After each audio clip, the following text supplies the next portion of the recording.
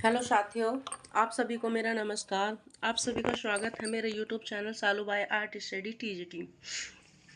जैसा कि साथियों मैंने थंबनेल में लिखा हुआ है कि जो आज मैं आप सभी को कराने वाली हूँ वो है प्रागैतिहासिक काल से कुछ संबंधित कुछ पुस्तकें और उनके लेखक। जो प्रागैतिहासिक काल की जो पुस्तकें हैं और इसमें मैंने जो प्रागैतिहासिक काल के जो प्रमुख केंद्र थे उनमें कुछ तो मैंने पहली वीडियो में करा चुकी हूँ और जो बचे हुए थे वो मैंने इस वीडियो में ही ऐड कर दिए हैं। तो पहले हम जो प्रागैतिहासिक काल से संबंधित पुस्तकें हैं पहले हम उनके बारे में देख लेते हैं। तो चलिए हम अपना टॉपिक स्टार्ट करते हैं। जो जो प्री हिस्टोरिक पेंटिंग पहली पुस्तक जो है प्री हिस्टोरिक इंडिया नामक पुस्तक किसके द्वारा लिखी गई? तो ये प्री हिस्टोरिक इंडिया जो पुस्तक है ये स्टुअर्ट पिगर्ट के द्वारा लिखी गई। स्टुअर्ट पिगर्ट कब प्रकाशित की गई थी? तो 1950 ईस्वी को 1950 ईस्वी को यह प्रकाशित की गई थी। जो स्टुअर्ट पिगर्ट थे इन्होंने मोहनजोदड़ो और हड़प्पा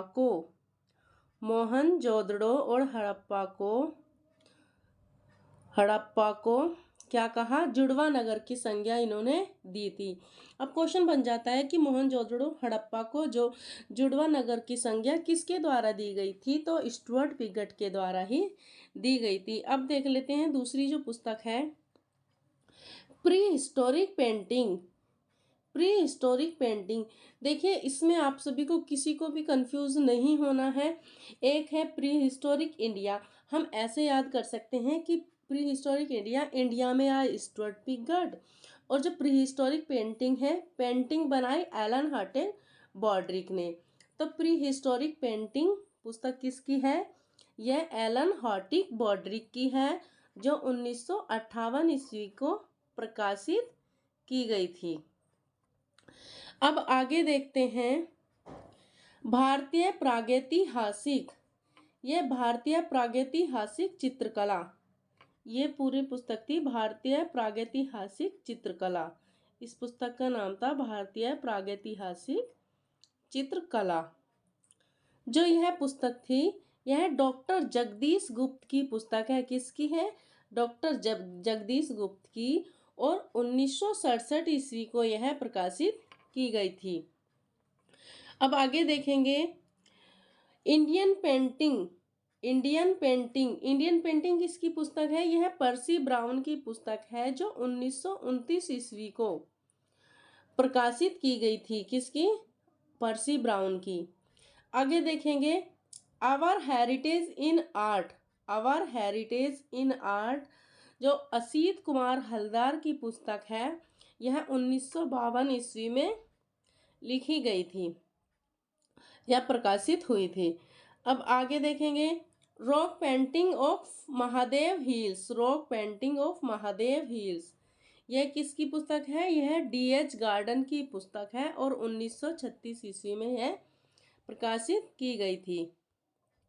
अब देखते हैं जो डीएच गार्डन थे। डीएच गार्डन कौन थे? तो डीएच गार्डन जो थे इन्होंने पंचमढ़ी के चित्रों की खोज की थी।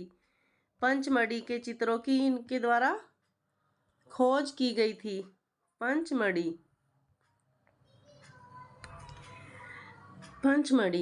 कब की गई थी? तो 1936 ईस्वी में ही की गई थी। 1936 में ही जो पंचमढ़ी के चित्र थे उन्हें प्रकाश में लाने का जो श्रेय था वो डीएच गार्डन को ही जाता है। किसको जाता है? डीएच गार्डन को ही जाता है। तो rock painting of Mahadev hills जो थी यह पंचमढ़ी से ही संबंधित पुस्तक थी जो डीएच गार्डन के द्वारा लिखी गई थी। ये कुछ पुस्तकें थी जो महत्वपूर्ण पुस्तकें थी यो मैंने इस वीडियो में डाली हैं। और अब हम आज जो देखते हैं जो दक्षिण भारत के प्रागैतिहासिक स्थल हैं। दक्षिण भारत के प्रागैतिहासिक स्थल जिसमें एक आता है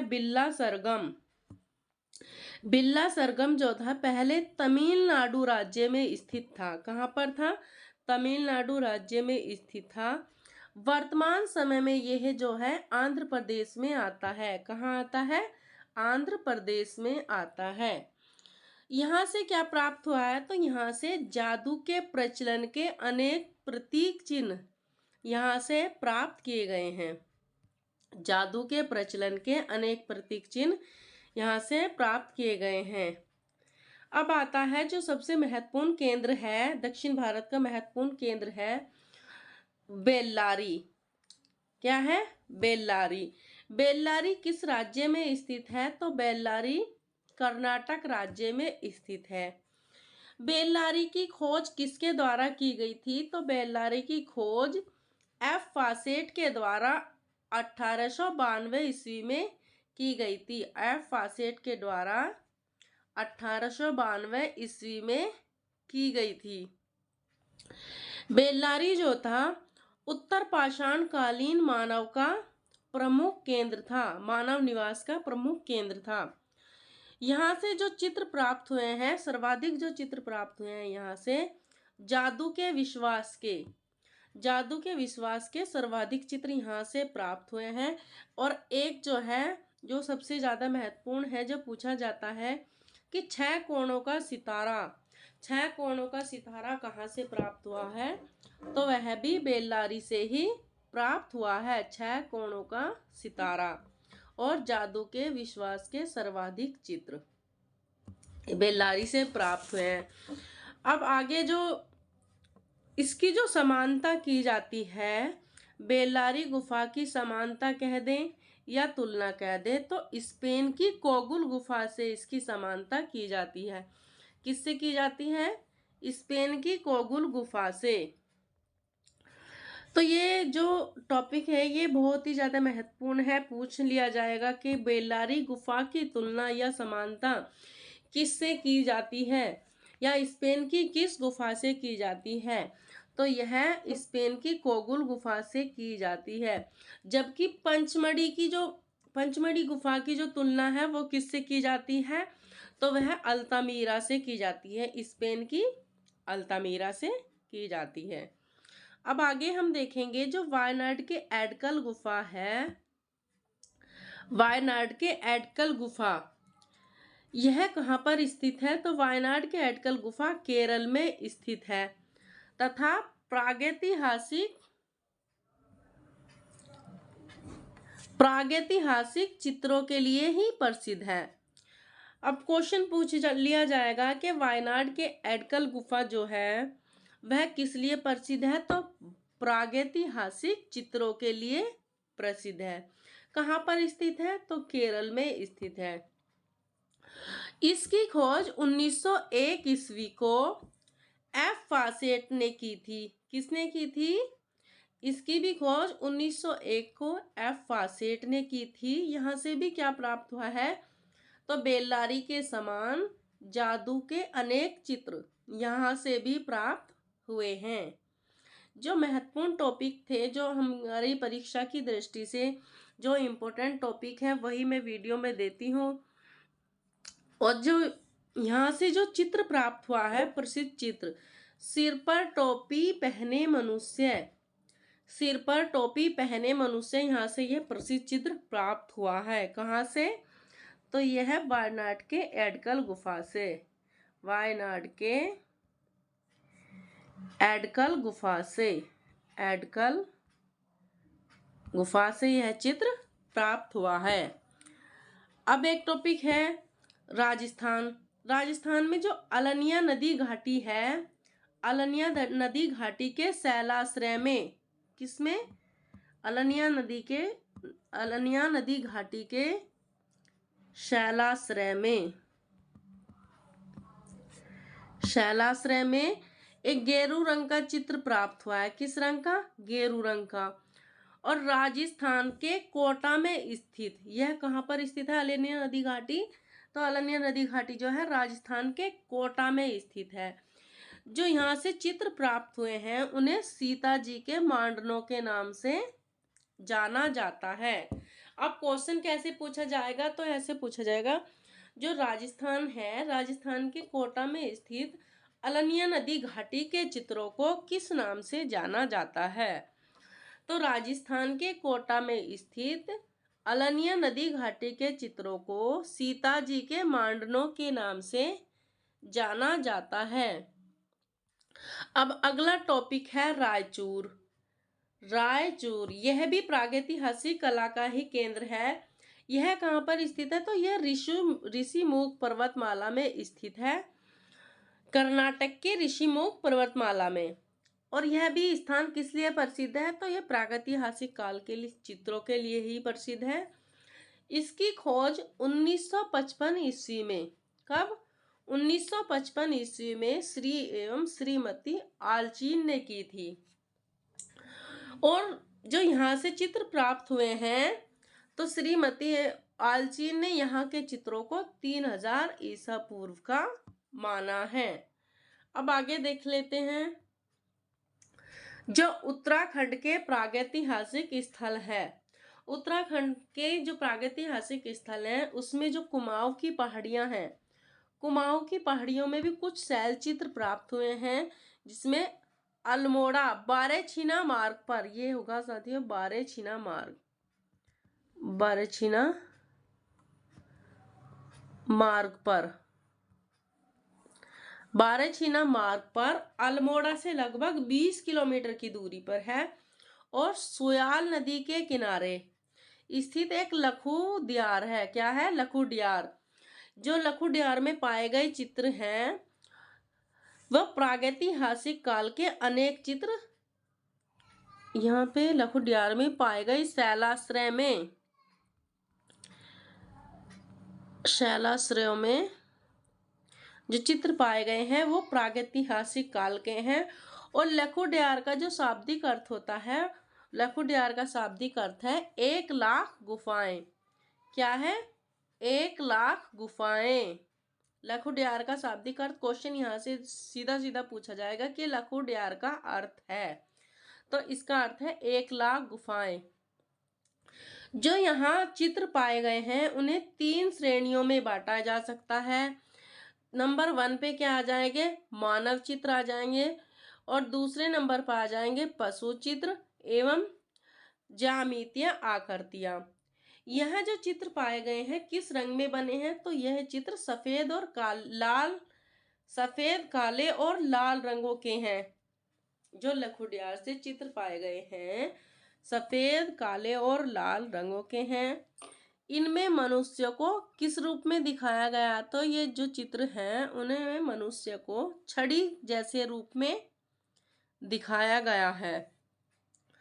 जो पशु चित्र हैं, पशु चित्रों में एक लंबे थूथन वाला जानवर, क्वेश्चन पूछा जाएगा कि एक लंबे थूथन वाला जानवर कहाँ से प्राप्त हुआ है? तो उत्तराखंड में कुमाऊं की पहाड़ियों में स्थित जो लखू डियार है वहां से ये चित्र पाया गया है।